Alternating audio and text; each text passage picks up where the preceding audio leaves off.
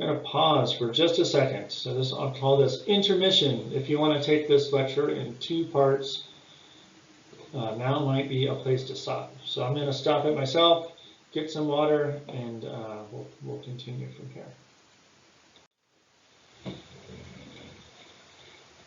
Okay, I'm going to take a step back and talk a little bit more about preservation versus conservation, because it's a really important part of things that come next and the way we view public land use.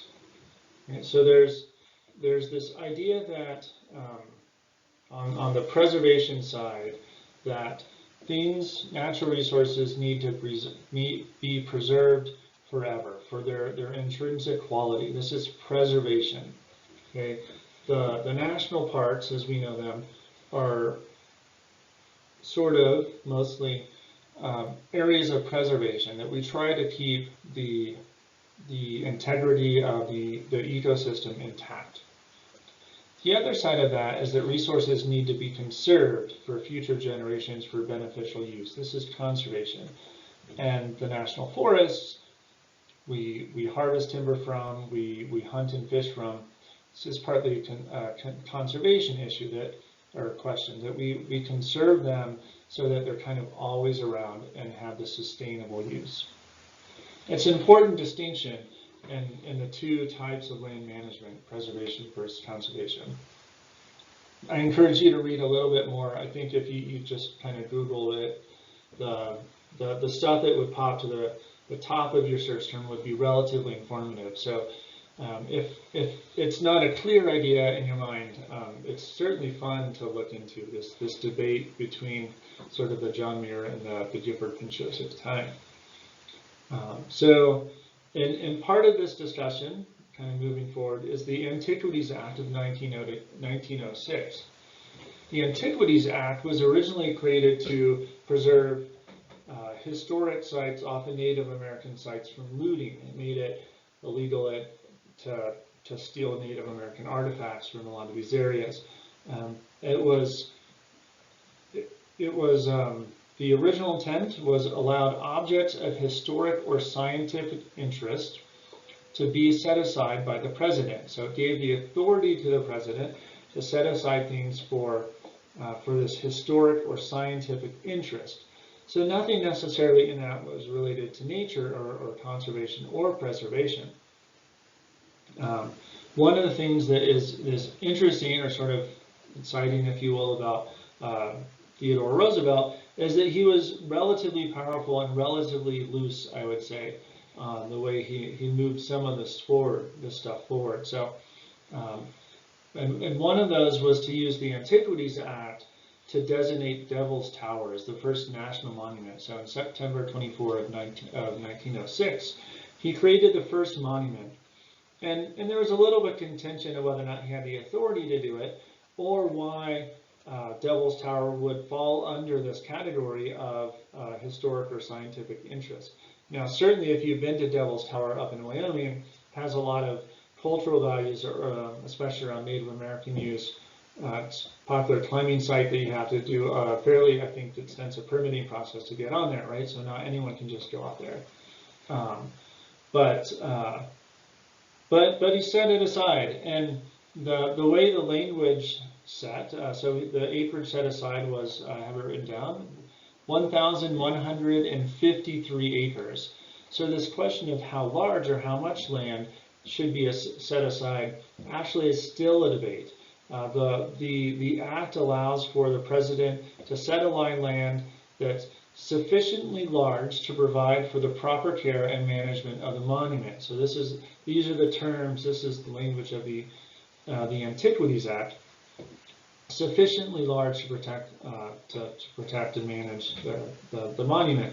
So today, when we have discussions about national park boundaries, or rather monument boundaries, places like Bears Ear, it's this language that we're falling back on that sort of shrinks and grows these properties. So there's the court cases, or the challenges are: did the president, in designating something like Bears Ear, is it too large to protect for its original intent?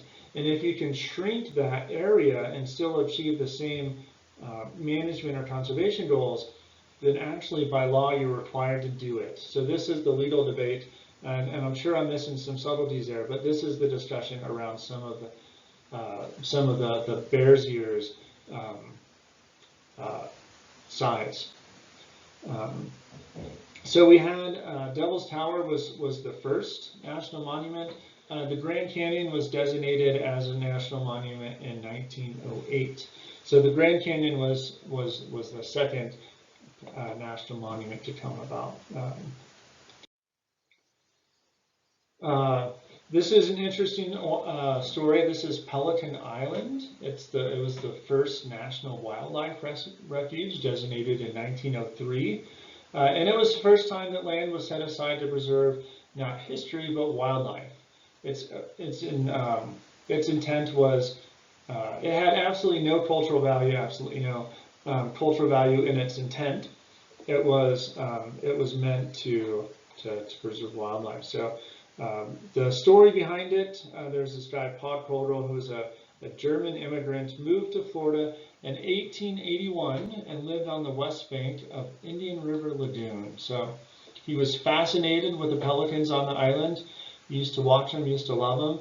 And being able to see the island from his home, Paul would watch the pelicans and other water birds. It was a big part of his life. He eventually took an interest in the island and its protection. However, there was not any state or federal law to help him.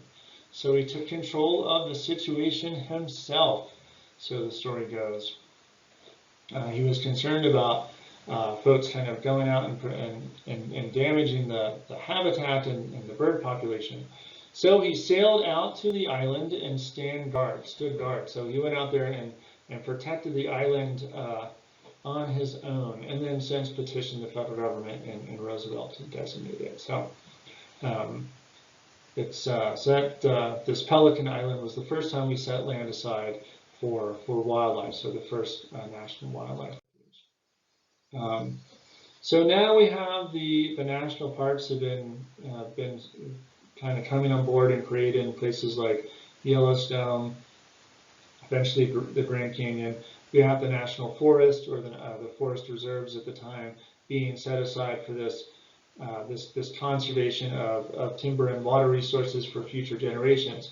So we had two largely different mindsets moving through, but kind of doing the same thing.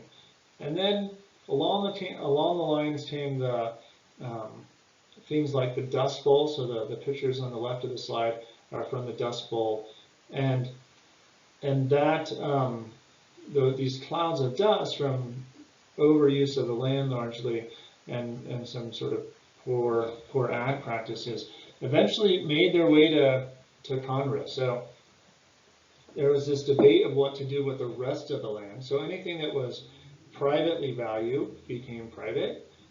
Everything that had conservation or preservation value sort of was locked up in sort of these other federal lands.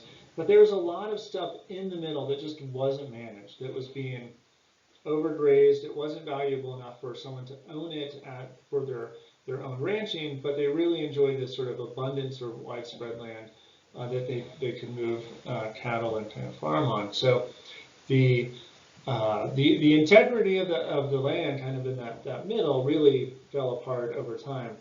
And we got things like the Dust Bowl. So then the federal government on various sides, it was certainly a divided and hot debate. There was a side that wanted to take what was left and move it into federal control so that we could maintain sort of sustainable resources there. So in a sense, the Bureau of Land Management got what was left. So they were debating this in Congress, debating creating the Bureau of Land Management and moving this stuff that kind of private entities didn't want, I suppose, into public land management. And people thought taking that much land and moving it under federal control was absolutely absurd and an overstep of power. And as this debate was going, this large cloud descended on DC from the Dust Bowl, and the Congress could look out and see it. It was very visual. The skies got black, the sun kind of darkened, and supposedly that really helped sell and move forward the lands in support of the BLM. So the BLM currently manages 1/10 of the nation's surface area and 30% of the nation's minerals and soils.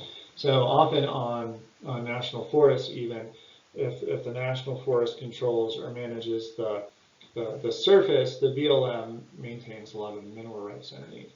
And some of the discussions about NEPA reform these days are even addressing this two-tiered agency ownership of sort of the surface and the mineral rights below. Within the Forest Service, our agenda has changed over time, and some of it is this idea of how we view fire. So in this year, we see massive fires burning throughout most of the West, and that's largely a product of how it's a product of a bunch of things, but one of those is how we viewed fire over the time. So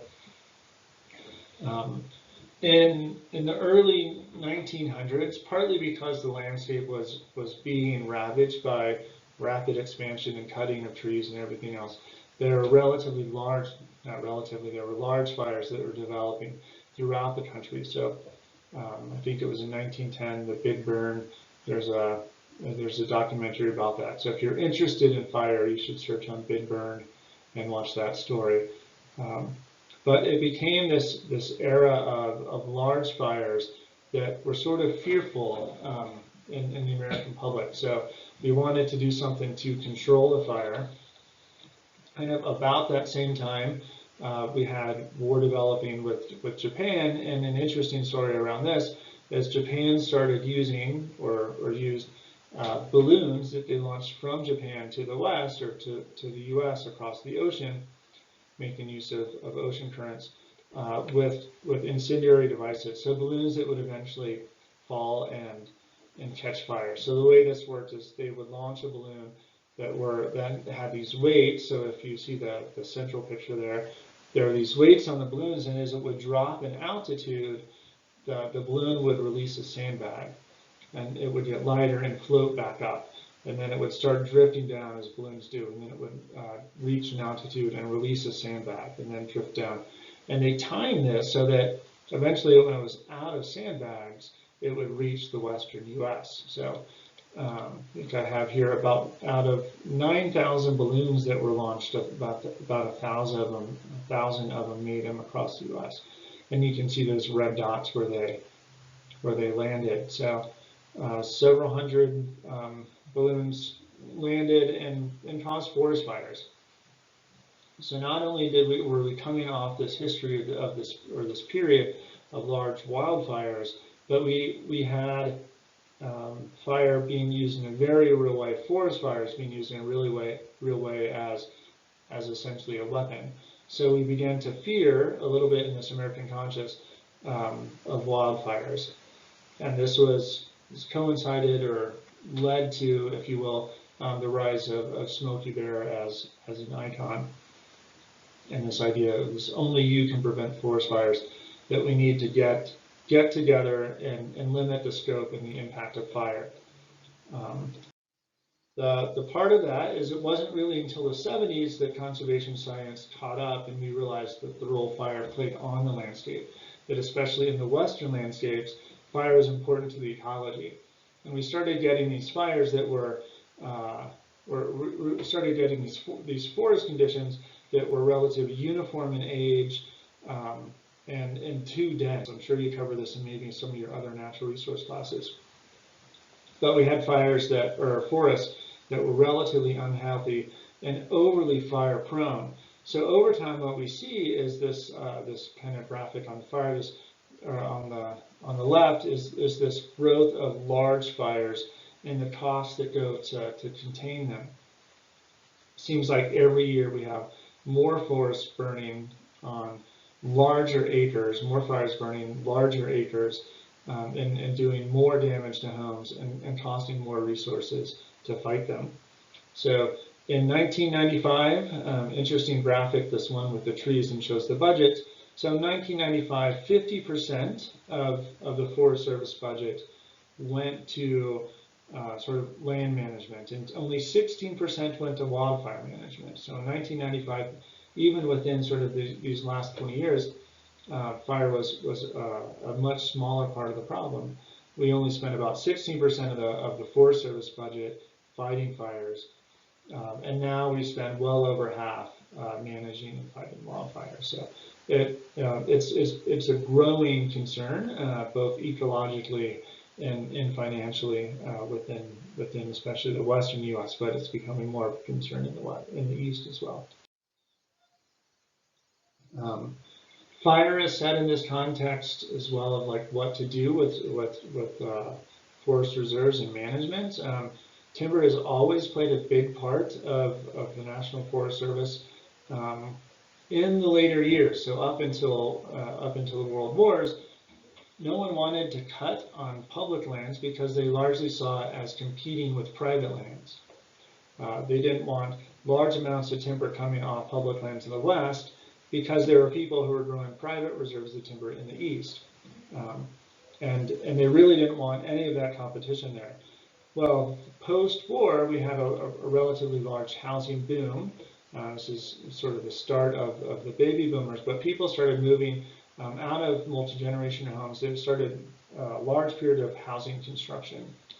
And throughout kind of the 40s up until the late 60s, we had massive expansion of homes, new homes built in the U.S. And we needed trees, or we needed timber or lumber to produce those homes. So we really ramped up cutting on public lands. And here you see this graph, this exponential growth of timber harvest coming off of national forest land. So this, but then something happened in the late 60s, which is sort of interesting on a graph. It became less popular to cut on national forests. We had the start of the conservation movement, so we had things like the Clean Water Act and what kind of moving on board, and we started to see forests not just a place we can cut trees from, but also a place where we can recreate, also a home for things like the spotted owl that we really cared about. And it was this really hot debate about what to do on federal lands and what's the role in protecting nature versus providing jobs, which is sort of that beneficial use of the forest. It was a long history, especially in the timber producing places like Oregon and Idaho. In many places, it was the major source of jobs. You might have half of a city employed within the timber industry. So when you go to places like this and you say, hey, we're going to get rid of these jobs, we're not going to cut trees, because there's something like a spotted owl in the landscape, it really came to this butting of heads within kind of the late 80s and early 90s about what to do with this land and whether or not sort of nature trumps kind of human livelihoods. So between 1994 and 2000, 10,000 jobs were lost due to this change in federal management, something called the Northwest Forest Plan, that really limited timber production on these western forests. And it was, so for some communities, it was a really big deal. And you start to see this hot debate that the timber companies really did a good job, if you will, of pitting essentially nature versus person. What's more important, some bird or my family being able to put food on the table, right? And it becomes an emotional debate on both sides. You start to see things like spotted owl appear, presumably as a joke, on menus, kind of in some of these Oregon and Idaho cafes. So there was called the Timber Wars, which went kind of hand in hand with sagebrush rebellions, which were largely on the ranges. But this overstep of kind of federal management in lands, and this really kind of push to have private interests maybe more representative. So it's something that kind of existed in the late 90s and the 2000s. I would say that the conservation mindset largely won out, that we became to value forests mostly for recreation, and certainly even income-wise, the dollars that we get from recreation and tourist visits and all this certainly depends on the area, or a bigger part of kind of even revenues and the economic engine behind national forests. But in areas where timber production is tightly focused and makes such a big part of the economy, it's a less, I guess, popular mindset. The current administration, so under the Trump administration, they've tried to increase, they call the productivity of national forests and public lands, and increase their role in creating jobs, which is sort of an interesting sort of debate with among economists, because in a sense, a lot of that transition, so I'll go back a slide, I think a lot of that fall is not just because of conservation movements. A lot of that is actually a transition in the way that we get wood for things like houses. So we import a lot from certainly Canada and the Asian countries. So the market for a lot of timber milling has dried up in large parts of the U.S. And we aren't building homes like we did sort of in that boom. So this graph shows single-family starts, so new home construction, and you see a pretty dramatic fall in that 2006. So even in today's sort of language or push to increase production on the national forest to cut more trees to create more jobs, there's this question of whether or not, from an economic sense, there's a market out there to do it. Sure, we can cut more trees, but then what do we do with it? If there's not a market in the U.S. and there's not a market overseas, what sense does increasing the timber production or the sort of quotas make sense? So it's kind of an ongoing debate. Between 2009 and 2010, 30 large Western mills closed. That's largely a market kind of outcome, more so than necessarily a timber quota outcome. But for people, it's super important. Here you see the distribution of mill closures throughout the U.S. In that Pacific Northwest, timber production is such a big part of the economy that losing those jobs or losing those mills means losing jobs. So in the red, we see employees laid off, and I'm just kind of looking at a larger map here, and we see up in some parts of Washington, in one location, 650 people were laid off. So it's a really personal issue, obviously, for a lot of people. So that loss in timber production, because if you think back to the share of states and then counties that are managed or under the sort of the ownership of federal lands, so you can't tax the federal government. You lose out on a lot of revenue and development opportunity.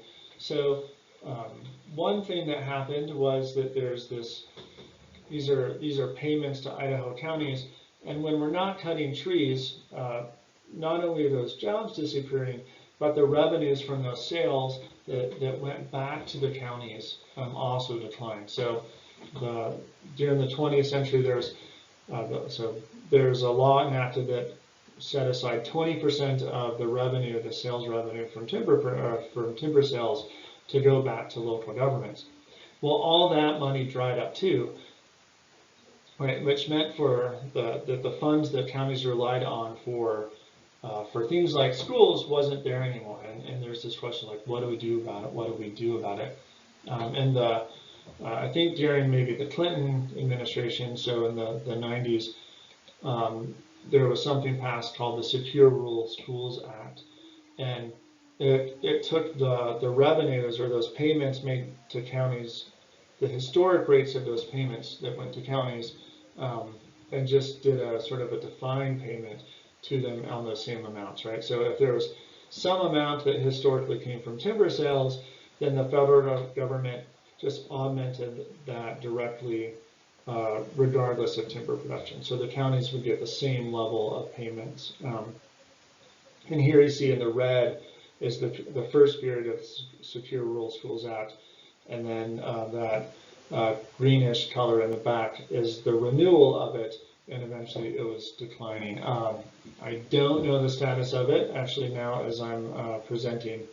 It was up for renewal. I'm not entirely sure what happened with it. So for me, what does my job largely do when we talk about putting the forest back to work? One of the values, defining those values, not just for timber production, but all of those things that often get ignored, that aren't maybe adequately quantified. And if there's not a number behind it, it's really hard to talk about costs and benefits, as well as sort of define some policy goals around this. So recreation is a huge part of what happens on these federal lands. I grew up in Louisiana and Texas without federal lands, and if you want to hunt, for example, in Texas, you spend a lot of money on private leases. So the opportunity to just sort of like wander in the West is relatively unlimited, and you don't get that in a lot of eastern states where land is in that private domain. So right, back to the discussion, like this land is your land. We all have these very large playgrounds, I would say, in the West, in places like Colorado, to kind of explore. So not only for our own benefit, but also for job creation, recreation, and tourist sales is a good deal.